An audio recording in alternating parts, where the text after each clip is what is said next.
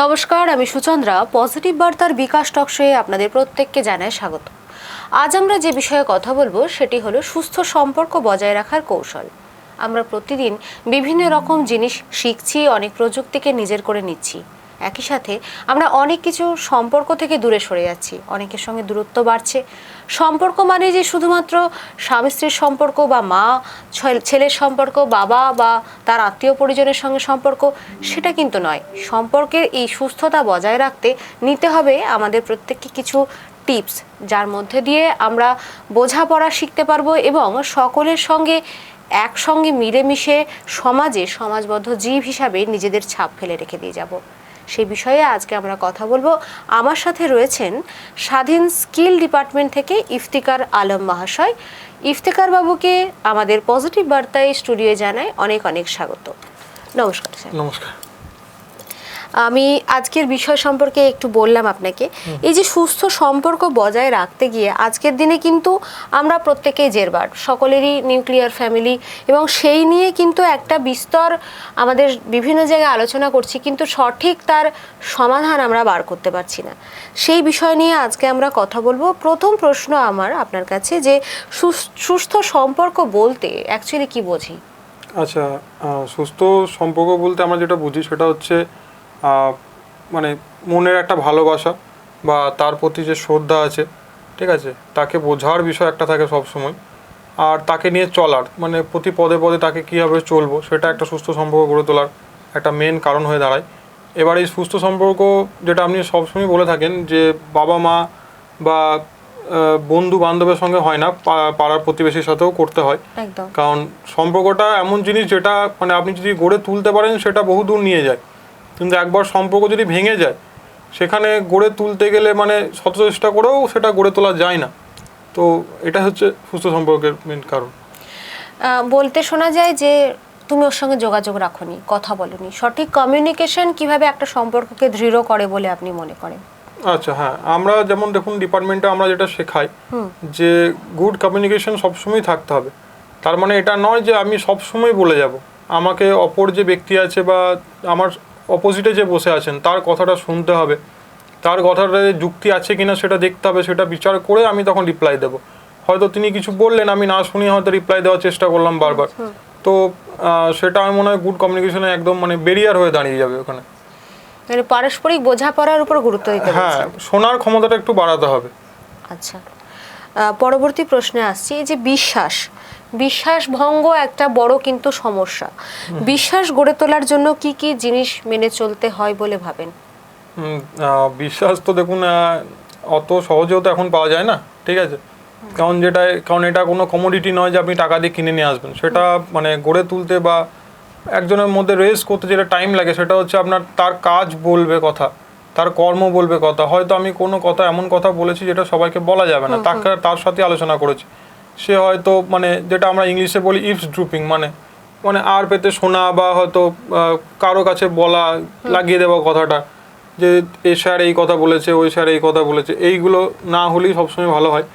আর বিশ্বাসটা এইভাবে গড়ে উঠুক যেমন মানে ব্যাপারটা হচ্ছে আমি কারোর সঙ্গে যখন বিশ্বাস করে কোনো কথা বলেছি আমি তার সাথেই মানে রিলেটেড হয়ে গেছি তার সাথে, তো সেই জিনিসটা মেনটেন করতে হবে।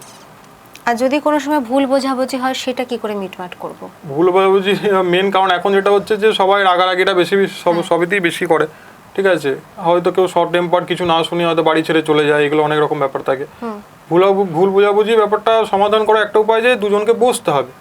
আমার যার সঙ্গে প্রবলেম হয়েছে তাকে নিয়ে আমাকে বসতে হবে, যে বিষয় নিয়ে প্রবলেম হয়েছে সেটা নিয়ে আলোচনা করতে হবে, তার বক্তব্য শুনতে হবে, নিজেরও বক্তব্য রাখতে হবে। হয়তো কোনো গুরুজন থাকেন তাকেও রেখে, তাকে সাক্ষী রেখে তাকে বলা উচিত যে তিনি কাউন্সেলিং করবেন, সেরকম পদ্ধতিও থাকে।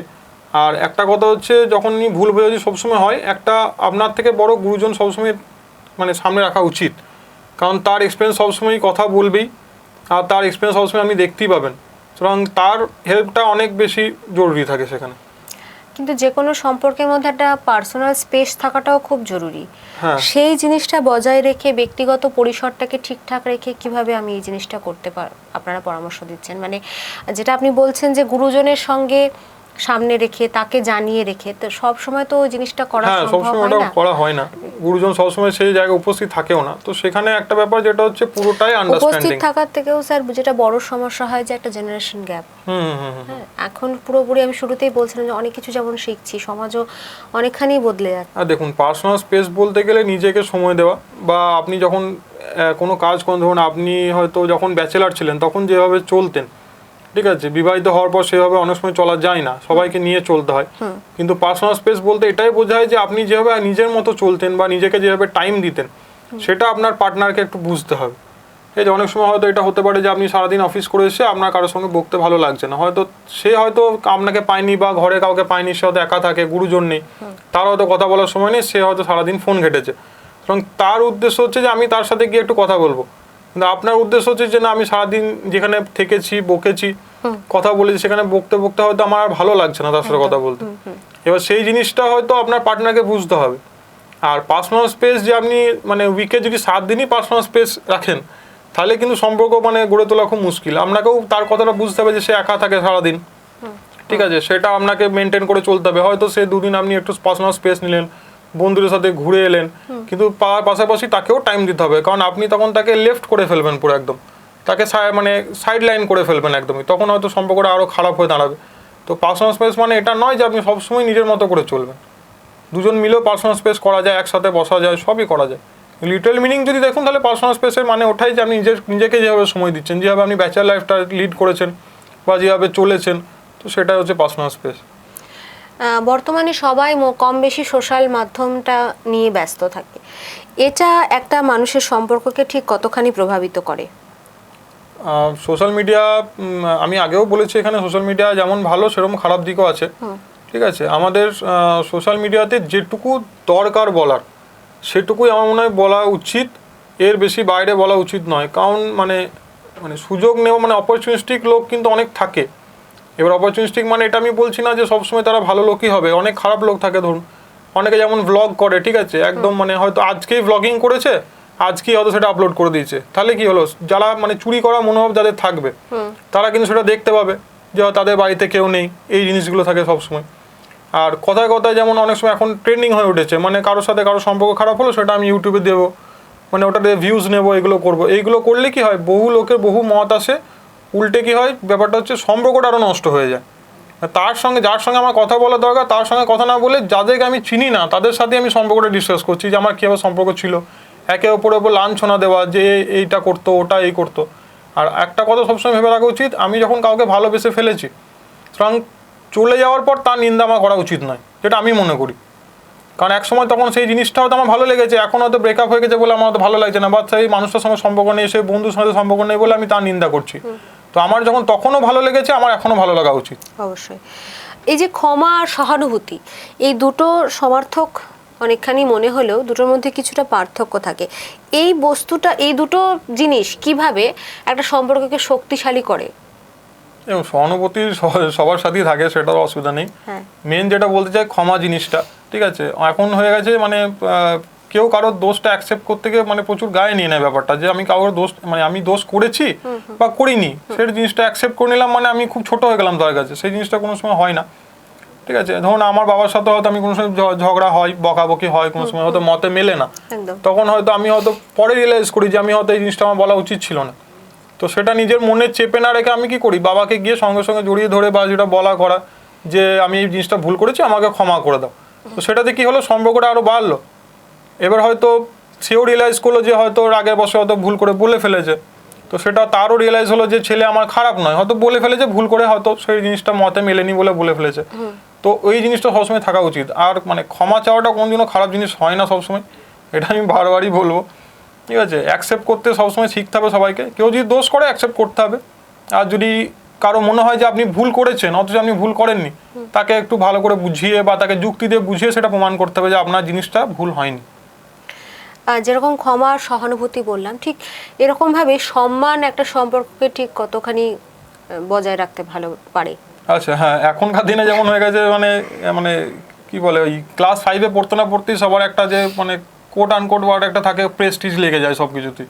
মানে এখনকার জেনজি বাচ্চাদের যেগুলো ইগো বলি কিন্তু মানে সাংঘাতিক। প্রচন্ড ইগো থাকে বাচ্চা, জেনজি বাচ্চাদের এখন প্রচন্ড ইগো থাকে, কিছু বললি হয়তো মানে এখন আমাদের হয়েছে যে মানে এখন তো রিয়েলাইজ করছি বা আমার সঙ্গে থেকে থেকে যে জিনিসটা ভুল, কিন্তু সেই বয়সটা এমন বা হরমোনটা এমনভাবে মানে চলে, সেখানে প্রবলেমটা কি হচ্ছে যে আমি যেটা বলবো সেটা খারাপই হয় সবসময়। তো এটা সবসময় এটা মানে ছেলেদের মাথায় সবসময় ঘোরে যে বাবা মা কিছু বলছে মানে খারাপ, বন্ধু বান্ধব মানে সব ঠিক বলছে। তো ওইটা একটু মানে বোঝার চেষ্টা করতে হবে। আর সম্মান যেমন বাবাকেও করতে হবে, বাবাকেও উল্টে মানে তার ছেলেকেও করতে হবে, ঠিক আছে। অনেক সময় যে বাবা মারা রিলেটিভের সামনে ছেলেটাকে উল্টোপাল্টা কথা বলে দেয়, ঠিক আছে, সেটা মানে সহ্য করতে করতে করতে হয়তো ছেলেটা একদিন বাস্ট করে হয়তো বাবা মাকে কিছু বলে দিল লোকের সামনে, একদম। যেটা বাবা মার সম্মানে ক্ষতি লেগে গেল। তো সেই জিনিসটা বোঝার চেষ্টা করতে হবে সবসময়। তো সম্মান দিলে সম্মান আসবে, এটাই আমি মেন কথা বলতে চাই। তাই বলে এটা নয় যে বাবা মাকে সবসময় হেনস্থা করবে বা বা গুরুজনকে হেনস্থা করবে, সেটা নয়। কিন্তু কোট আনকোট সবাইকে মনে রাখতে হবে যে ছোট বড় এখানে কেউ থাকে না সম্পর্কে, সবাই মানুষ, সবাইকে সম্মান দিলে সম্মান পাওয়া যায়। স্বাস্থ্য, মানসিক স্বাস্থ্য এবং সম্পর্ক, এই দুইয়ের মধ্যে মেলবন্ধন কি আছে বলে মনে করছেন? মানসিক স্বাস্থ্য বলতে দেখুন, আমরা স্বাস্থ্য বলতে সবসময় বুঝি যে আমরা একটা প্যারাসিটামল খেয়ে নিলাম, জ্বরটা ছেড়ে গেল আমার, কিন্তু মাথায় যে জ্বরটা উঠেছে, যে টেনশনটা আছে, বা সারাদিন আমি কিভাবে কাটালাম, সেখানে আমাকে কি বললো বা আমার ফিডব্যাক কি এলো, আমার হয়তো কাজটা হয়তো ভালো হয়নি, বসের হয়তো ভালো লাগেনি, তো সেটাকে ট্যাকেল করতে হবে তার পার্টনারকে, বা তার বাবা মা এসে বসলো, বা দিনের শেষে এইটুকু করতে পারেন যে 1 ঘন্টা টাইম রাখলেন কি আধ ঘন্টা টাইম রাখলেন, সেখানে আপনি বসে গল্প করলেন সবার সাথে, সবার নিজের দুঃখ কষ্ট আলোচনা করলো, সবাই সবার সমাধান পেয়ে গেল, এরকমও হয়, বা তার হেল্পও পেলো। তো এইগুলো মেনটেন সবসময় করতে হবে। আর মানসিক যদি মানে মাইন্ডকে যদি স্বাস্থ্য রাখতে হয় বা মেন্টাল হেলথ যদি ঠিক রাখতে হয়, তাহলে কথা বলতে শিখতে হবে, ঠিক আছে। মনের মধ্যে দুঃখ কষ্ট চেপে রাখলে সেটা বেড়ে যায়, উল্টো মানে উপরন্তু কি হয়, উল্টো পাল্টা ভাবনা চিন্তা বেশি আছে, সুইসাইড করা বা এগুলো মানে জেদ ভাব দেখানো, এগুলো সবসময় থাকে। তো এইগুলো করা না করতে হয় যাতে, সেই হিসাবে আপনাকে কমিউনিকেশনটা ভালো রাখতে হবে, বা আপনার সেই সাহসটা থাকতে হবে পার্টনারের সাথে যে আপনি এই জিনিসটা শেয়ার করতে পারছেন। তো এইভাবেই মেন্টাল হেলথ সুস্থ রাখা যায়। আমি শেষ প্রশ্ন করছি আপনার কাছে, দীর্ঘদিনের সম্পর্কের মধ্যে উচ্ছ্বাস আর ভালো লাগা কিভাবে বজায় রাখতে? এখনকার লাইফ যেমন হয়ে গেছে, এখন চাকরি বাকরি এগুলো মানে চাকরি নিয়েই লাইফটা এখন উঠে গেছে, ঠিক আছে। বাবা ছেলেকে সময় দিতে পারে না, ছেলে বাবাকে সময় দিতে পারে না, ঠিক আছে। আর যখন তারা নিজেদেরকে সময় দিচ্ছে, তখন কেউ একে অপরকে সময় দিতে পারছে না।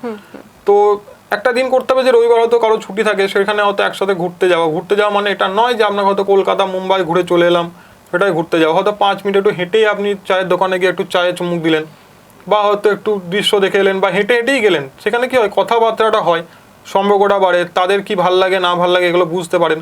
কারণ হয়তো সপ্তাহে মানে 6টা দিন হয়তো আপনার সময় থাকে না তার সাথে বসার, কিন্তু ওই একটা দিন আপনি রেস্ট নিলেন, নিজেরও শরীর ভালো থাকলো, হাঁটাটাও হলো, সবই হলো। তো এইভাবে তার সাথে সময় কাটাতে হবে, তার কি ভালো লাগে এটা একটু জানার চেষ্টা করতে হবে, বা তার ভালো লাগার আগেই সেই জিনিসটা প্রস্তুত করার চেষ্টা করতে হবে। মানে এইগুলো স্কিলগুলো ডেভেলপ করতেই হবে সব জিনিসে, নাহলে কোনোদিনও একটা সম্পর্ক ঠিক থাকে না। কিন্তু সবসময় যদি সব কথা বলে করতে হয় না, তাহলে সেই জিনিসটা কোনোদিনও টিকবে না। কিছু জিনিসটা মানে 1% অ্যাটলিস্ট আমাকে বুঝতেই হবে সব জিনিসটা। তো এইভাবেই সম্পর্কটা ঠিক রাখা যায়। খুব ভালো লাগলো আজকে আপনার সঙ্গে কথা বলে। আমরা ছিলাম আজকে ইফতিকার আলম মহাশয়ের সঙ্গে, সম্পর্ক সুস্থভাবে বজায় রাখার যে কৌশল, সে নিয়ে ছিল আজকের আমাদের বিশেষ আলোচনা। যে কোনো সম্পর্ককেই সুন্দরভাবে বজায় রাখতে আপনাকে কোয়ালিটি সময় বার করতেই হবে, সেটা নিজের জন্যই। নিজেকে ভালোবাসুন, দেখবেন আশেপাশটা সুন্দর হয়ে উঠবে, এবং আরেকজনকে বোঝার একটু হলেও চেষ্টা করুন এবং সময় দিন তাকে, যাতে আরও সুন্দরভাবে সেই সম্পর্কটা গড়ে ওঠে এবং সুদৃঢ় হয়। আমরা সকলেই চাইবো, পুরো পজিটিভ বার্তা পরিবার চাইবে সকলের সঙ্গে সকলের সম্পর্ক সুদৃঢ় হোক, বন্ধন আরও মজবুত হোক। সকলে সুস্থ থাকবেন, ভালো থাকবেন, পজিটিভিটির সঙ্গে থাকবেন। Think positive, be positive, positive বার্তা। নমস্কার।